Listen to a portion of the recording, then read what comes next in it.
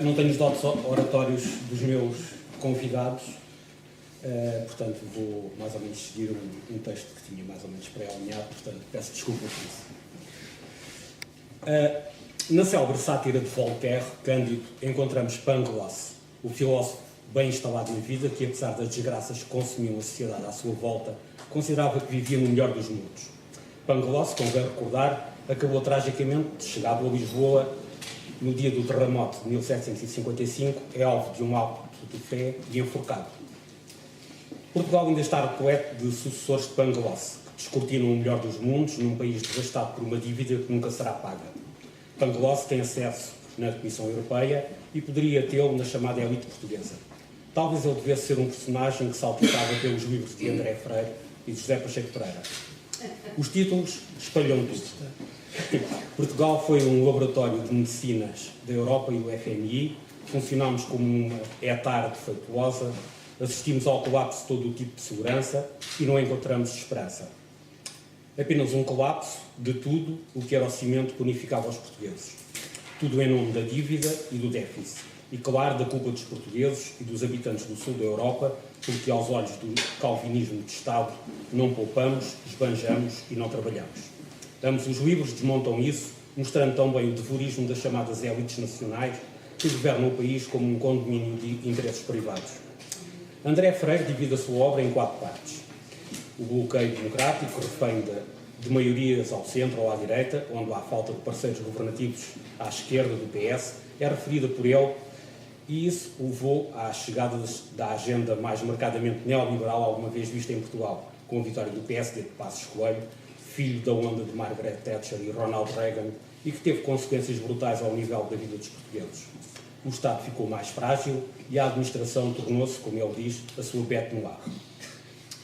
José Pacheco Pereira segue o ritmo político, mas também económico, social e cultural, que vai da queda de José Sócrates aos anos da refundação do Estado. Os textos não são meios. Não falam de anos de ouro ou de chumbo. Falam-nos dos anos de lixo, que bebe num texto de 2010 chamado Dias de Lixo, e que são uma visão sombria do que vimos e vamos ver. Escreve ele, dias de lixo, infelizmente não. Anos de lixo, décadas de lixo, é o que está à nossa frente.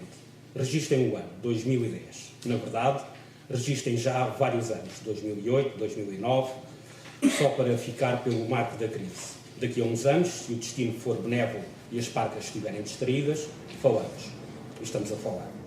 A pobreza, dizia, é para uma década. Pacheco Pereira não culpa Sócrates, mas antevê que passo iria criar a crise. Criou-a e hoje sabe-se que o resgate saiu da cabeça do seu núcleo duro e aprofundou-a. André Freire dá muita atenção aos dilemas da esquerda e nele está subjacente a questão das alternativas do governo. Antes da vitória nas primárias já havia António Costa como o intérprete de um novo ciclo político após a vitória nas eleições para a Câmara de Lisboa. Acredita que ainda há hipótese de mudança. A José Pacheco Pereira parece sempre mais sombrio e descrente, como se assistíssemos a uma farsa quase semelhante ao do fim da monarquia constitucional. O país degrada-se e tem de comprar perfume para suportar o cheiro. André Freire teme que a alteração do sistema proporcional nas eleições e as tentativas para baixar substancialmente o número de deputados está a colocar a democracia debaixo de fogo. O fosso entre eleitores e eleitos e a insatisfação dos cidadãos merecem reflexão. Ou seja, há um nó górdio que começa a ser difícil de desatar sem rupturas. Nestes livros surge um Portugal cercado por fora e por dentro, pequeno, periférico, com uma classe política que está presente num processo de destruição nacional, onde o rotativismo político se confunde com algum devorismo do país, feito por uma pequena elite cúmplice. Por isso, Pacheco Pereira não hesita em dizer, noutro texto, o facto do aspecto mais visível da nossa crise ser de natureza financeira e o seu motor ser de natureza económica e social, tem obscurecido o papel da crise especificamente política. A crise do regime é assim visível. Pacheco Pereira chama-lhe o nosso Weimarzinho à portuguesa, onde lamentavelmente não há anjos azuis. Afinal, Passos Coelho já foi cantor, mas não é Marlene de atriz. Pacheco Pereira lê nas entrelinhas as palavras e as ideias dos partidos, confronta-nos com a evidente deslocação da decisão daqueles que são eleitos para os que são funcionários. Ou seja, de fronte de um falso liberalismo que nos governa, o Estado é cada vez mais forte, embora preste menos serviços. Uma aparente contradição que nos leva a esta fragilidade democrática quando se sonha com regimes mais musculados. Isto tem, a seu ver, com o aparelholismo que tomou conta dos partidos, que asfixiou o debate e impõe decisões. Por isso, esta sociedade é movida a favores e cunhas, e o assalto ao poder do Estado foi feito por grupos de interesses que já não têm a ver com as finanças ou empresas de certos setores, como foi em tempos as dos hipermercados. O debate entrou numa câmara de eco e por isso Pacheco Pereira fala da questão da falta de alternativas, evocado por alguns, e do caminho único para sair da crise como uma espécie de DDT. Duras só as palavras para as cabeleireiras e para os donos de restaurantes e não para quem prevarica na banca. Para André Freire, é fulcral saber para onde vai a Europa. Que fazer então? Sair da Europa com as consequências que aí virão? Ficar nela para continuarmos a ser uma voz irrelevante? Afinal, foram estas as decisões da União Europeia que ajudaram a perder-se neste deserto sem oásis à vista. Ao ficar refém da dívida pública, mas também da privada, que cresce sobretudo a partir do momento em que a ordem da União Europeia para combater a crise financeira de 2008 é o gasto público, que o governo Sócrates leva até às últimas consequências, Portugal fica à mercê de quem empresta, da União Europeia, do BCE e do FMI e dos chamados mercados. Sem meios próprios, sobretudo a desvalorização cambial, Portugal teve que pedir um grande empréstimo, cujos contornos mais obscuros começam agora a emergir. Os dados estão lançados e as regras são escritas externamente, mas com forte colaboração de um núcleo português que se mantém na sombra. Desvalorização interna, e isso implica menos salários, menos apoios sociais, mais impostos, privatizações e aposta numa economia de exportações, onde é fundamental o baixo custo do trabalho, são as novas leis. O desmantelamento do nosso Estado Social e da administração pública seguem-se. Sem capitais próprios, o que resta das grandes empresas portuguesas implode ou fica nas mãos de capitais externos. O modelo económico para Portugal foi claramente definido há dias por Angela Merkel. Os portugueses têm de ser operários especializados para serem dirigidos superiormente pelos licenciados alemães. Entramos na fase dos gansos e dos tansos, exemplificada por aquilo que Jean-Baptiste Colbert, que foi Ministro das Finanças de Luís XIV, definia cinicamente. A arte da tributação consiste em depenar um ganso para conseguir obter a maior quantidade de penas com o menor número de grasnudos.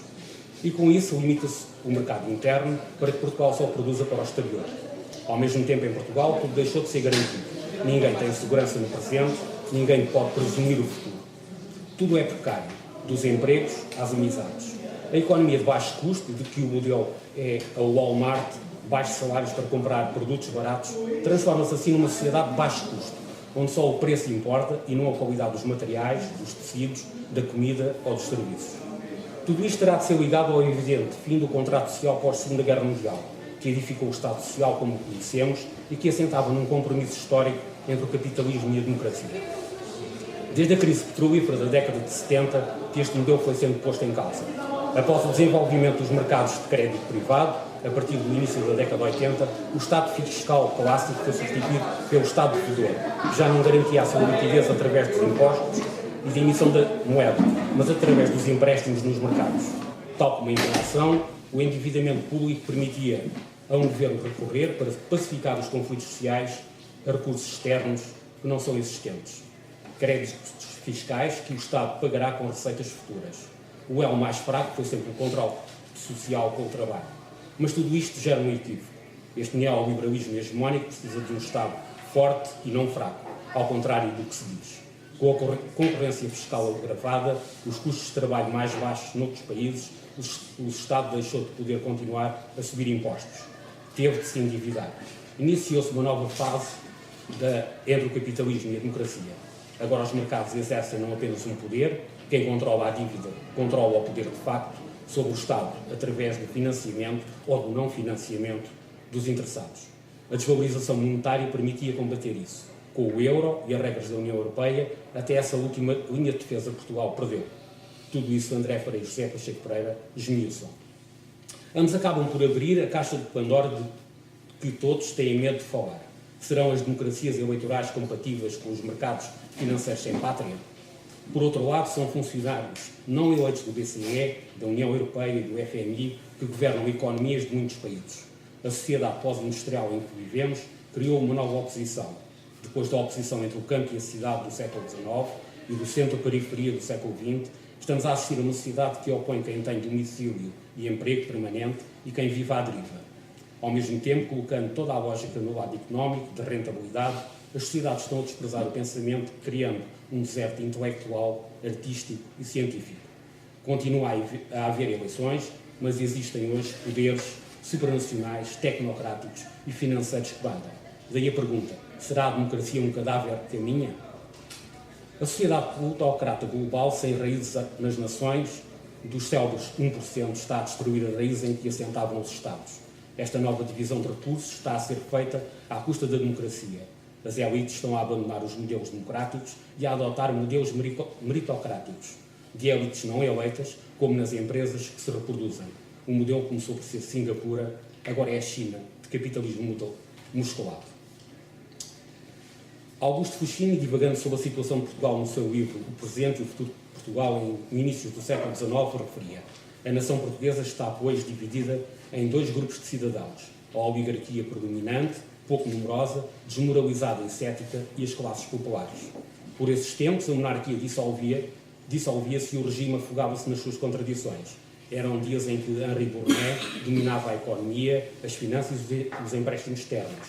Era amigo de todos os políticos, bajulava-os, promovia os seus e eliminava a concorrência.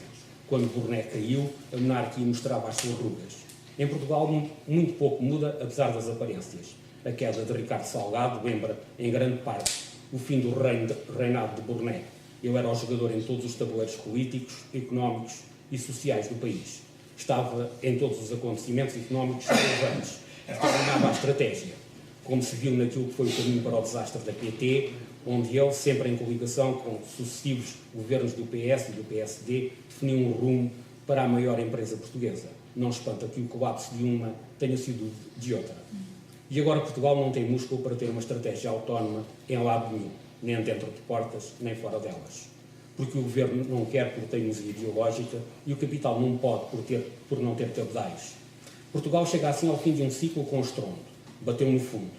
E não é só por causa da austeridade da tutela da Alemanha de Bruxelas. É pela incapacidade da oligarquia que o tem governado e que apenas pensa na sua sobrevivência. E eu já estou a ser um pouco a falar há bastante tempo. No fundo, queria colocar apenas mais umas questões que me parece sejam importantes para a segunda parte de tudo aqui deste encontro. A séria inteligência e a reflexão que André Freire e José Pacheco Pereira fazem nos seus livros abrem o dique para outras questões que se colocarão a sério nos próximos anos.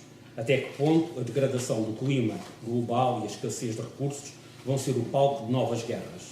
Será que este modelo de crescimento é possível ou não terá fim? Até que ponto a globalização e o fascínio dos mercados por modelos autoritários como o da China não conduzirá a um asfixiamento da democracia e ao reforço do militarismo e dos nacionalismos, como já se vai vendo? O modelo alemão, à volta do qual se fez esta Europa, está a esgotar-se? Que poderá acontecer com a eventual implosão do euro e rupturas já visíveis nas sociedades francesas, italianas ou espanhola? Face a tudo isto, sobre o futuro de Portugal, lembro-me apenas de um livro de Charles Dickens, Little Dorrit. Nela, Abby Dorrit vive numa prisão para detidos por questões financeiras, onde o seu pai está encarcerado desde antes do seu nascimento. Little Dorrit é um livro sobre dinheiro e estatuto, sobre os empréstimos a pessoas que não o têm e que nunca o poderão pagar, como William Dorrit, que gastam o que não têm. É uma história que parece ter sido escrita para os dias de hoje, onde todos parecemos pequenas Dorrits, onde os sonhos se tornaram pesadelos. Os sonhos e os pesadelos que motivaram estas sensatas reflexões de André Freire e José Pacheco Pereira.